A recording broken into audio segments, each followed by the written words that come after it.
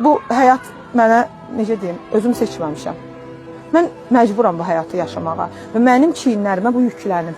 Mən həyat yoldaşımın adını daşıyıram, mən onu təmsil eləyirəm, mən günümü, sabahımı, keçmişimi, hər bir şeyimi ona borcluyam.